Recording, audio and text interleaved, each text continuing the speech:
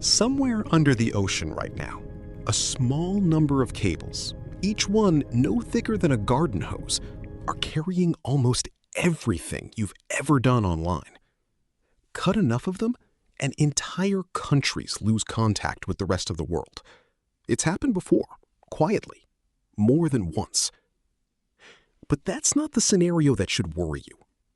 The real danger isn't to cut cables somewhere far away. It's what happens in your own city in the first 10 minutes after the signal goes dark for good. Most people picture the internet as something you can turn off, like a light switch. One outage, some inconvenience, then everything comes back. That's true for an outage. It is not true for a permanent collapse. Those are two completely different animals. Here's the part most people never think about. The internet isn't just where you scroll and stream. It's the nervous system running underneath almost every system you trust. Payments, power grids, hospitals, supply chains, traffic lights. None of them were designed to work without it, because for the last 20 years, nobody expected they'd have to. So let's run the experiment properly. Not a blackout, not a bad Tuesday. Total, permanent disconnection, starting right now, everywhere on Earth. Hour 1. Almost nobody notices anything is wrong yet. That calm is the most dangerous part of the entire scenario. Within the first hour, small cracks start showing up in places people never think to check. Card readers stop authorizing. Gas pumps that rely on a network connection stop dispensing fuel. ATMs display an error and go dark. Most modern payment systems assume a connection exists somewhere in the chain. Take that away, and cash, the thing everyone stopped carrying, suddenly becomes the only thing that works. By hour 6, something quieter is already happening. People are starting to talk to each other again. Not because they want to, but because there's nothing else to check. That detail matters. It tells you how much of daily human contact had quietly been outsourced to a screen. Day 1 ends, and the mood shifts. Confusion turns into questions nobody can answer. By day 3, supply chains start to strain. Most modern logistics, trucking routes, warehouse inventory, delivery scheduling, run on software that assumes constant connectivity. Grocery stores don't run out of food because there's no food. They run out because nobody can track where the food is anymore. That's the pattern worth remembering. Collapse doesn't usually come from things disappearing. It comes from nobody being able to find them. By week 1, banks face a different kind of pressure.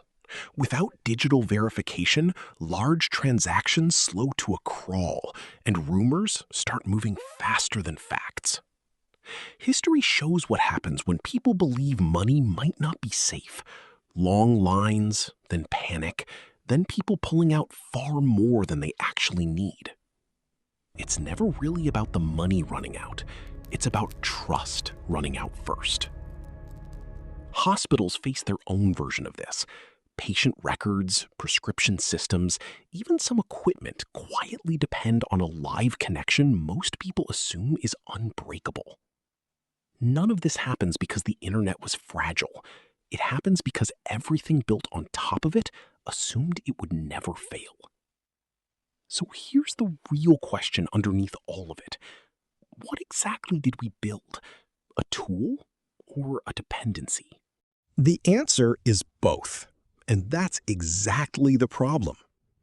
Every major system humans depend on today was quietly redesigned around one assumption, that the connection would always be there.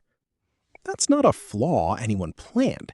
It happened gradually, one convenience at a time, until the backup systems simply stopped being maintained.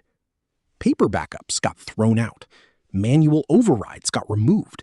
Analog fallback plans got quietly retired because nobody imagined they'd ever be needed again. This is the real reveal. It was never really about the internet disappearing. It's about what disappeared quietly underneath it while nobody was looking. We didn't just build a faster way to do things. We slowly deleted every other way of doing them. That's not unique to the internet. It's how humans have always handled powerful new tools. Trust them completely, then forget the old skill ever mattered. It happened with maps once GPS took over. It happened with memory once search engines took over.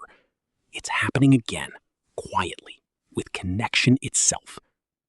So the real what if isn't what if the internet disappeared. It's this. What happens to a species that keeps trading its own resilience for convenience, one generation at a time? A month into this scenario, life would technically go on. Humans are stubborn. Systems get rebuilt, slower and rougher, but they get rebuilt. But something would be permanently different. People would remember, for the first time in decades, exactly how much they used to be able to do without a signal. That's the quiet warning underneath this whole thought experiment.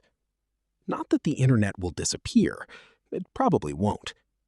But somewhere between convenience and dependency, most of us crossed a line we never actually chose to cross.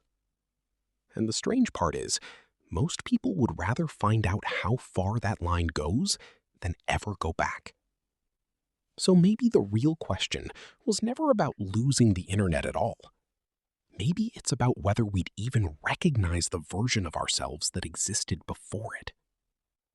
Somewhere out there, right now, those same cables are still sitting quietly on the ocean floor, carrying everything, holding up more than anyone realizes.